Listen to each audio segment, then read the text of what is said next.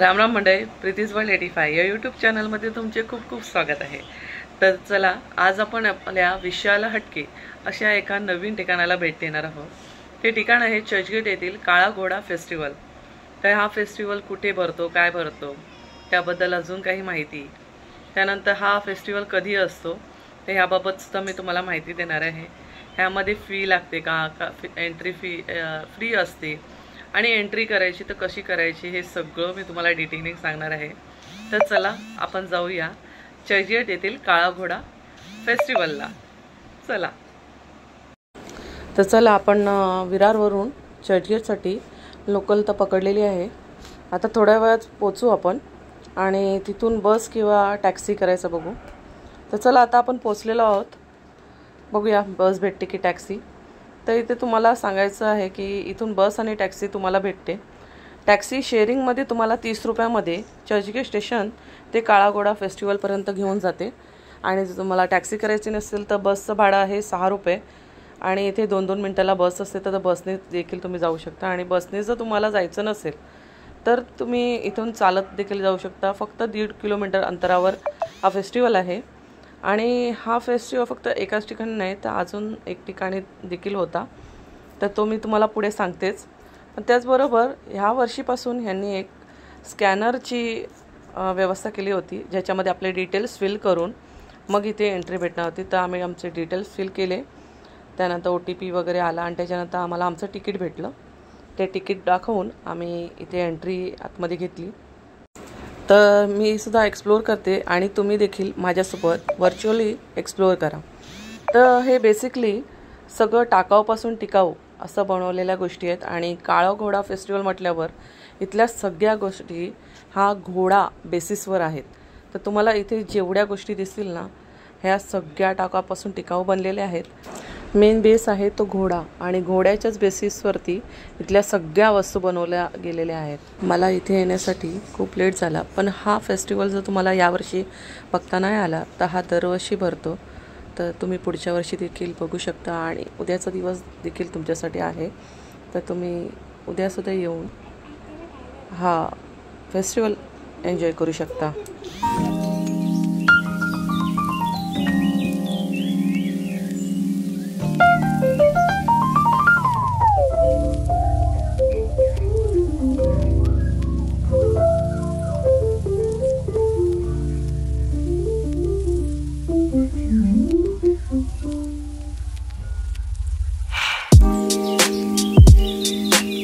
काळा घोडा फेस्टिवलचा हा जो गेट बनवण्यात आला आहे तो मिल्टनच्या बॉटलपासून बनवण्यात आला आहे।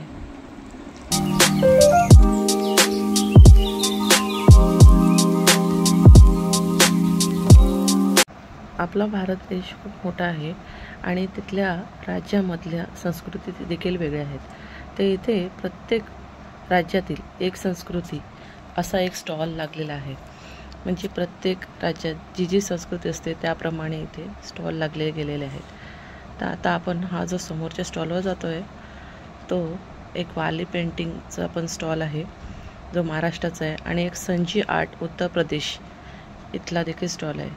त्याच्याच बाजूला आहे हा बांबू शॉप जो आहे दिल्लीचा।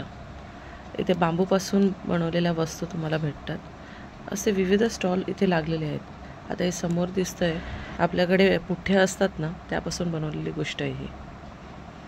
असे खूप प्रकारचे इथे स्टॉल लागलेले आहेत। इथे तुम्ही जाऊन विकतसुद्धा काही गोष्टी घेऊ शकता। हा कपड्याचा स्टॉल आहे आणि हा बघू शकता, हा एक वेगळ्या प्रकारचाच घोडा दिसतोय तुम्हाला, जो हाफ कट आहे।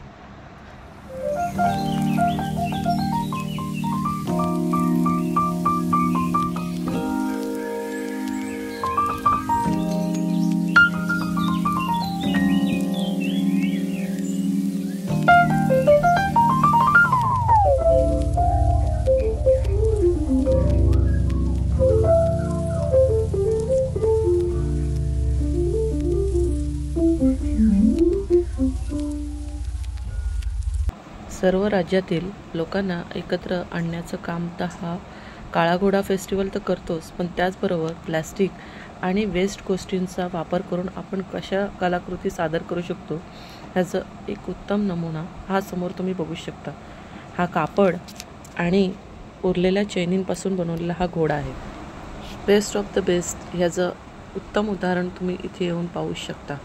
ह्या बाटल्या ज्या काचेच्या असतात त्याचं फोडून त्याच्या काचा आणि प्लास्टिक, तशाच दोऱ्या, तशाच ओपनर केलेले बॉटलची झाकणं, यापासून हा घोडा बघा कसा तयार केलेला आहे. तारा वगैरे लावलेले आहेत. तर वेस्टपासून बेस्ट कसं बनवतात हे याचं उदाहरण इथे येऊन पाहू शकता.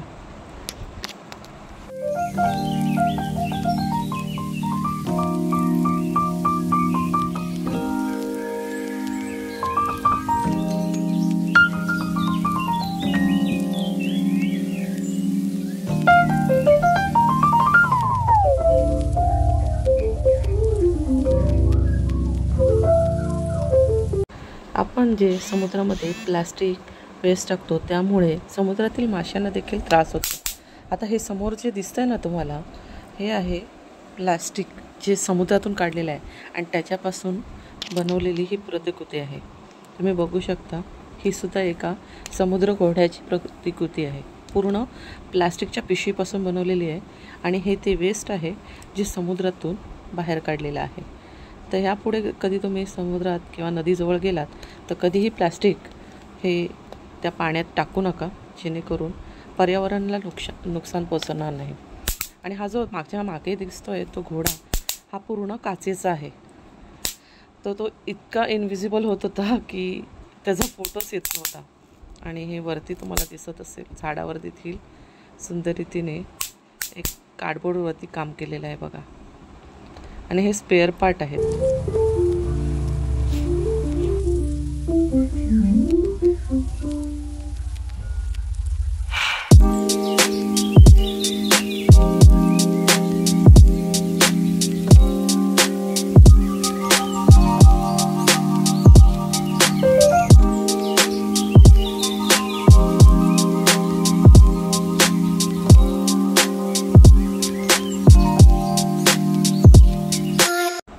आता तो समोर दिसत आहे तो वेस्ट कपडे असतात जे आपण टाकून देतो, त्याचे तुकडे म्हणजे चिंध्यांपासून बनवलेला हा घोडा दिसतोय.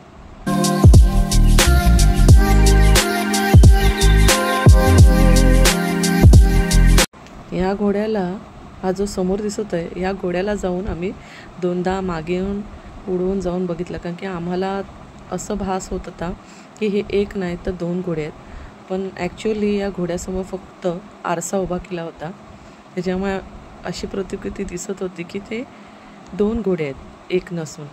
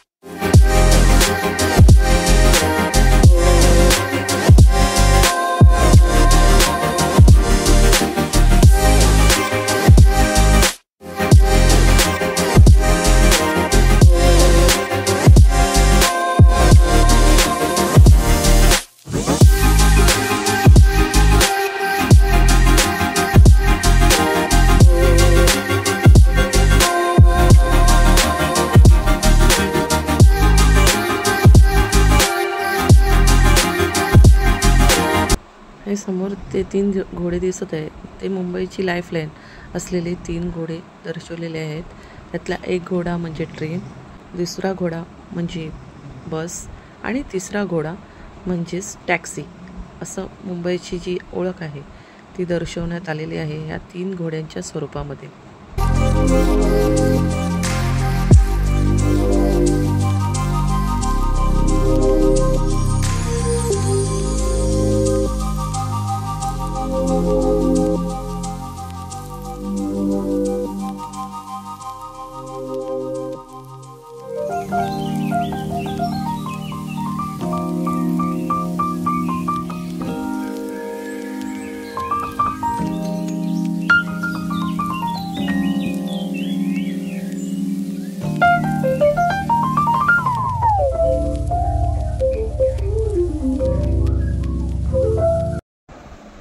हा घोडा जो दर्शवला आहे हा बाईकचे सर्व जे पार्ट असतात त्यापासून तयार करण्यात आलेला आहे.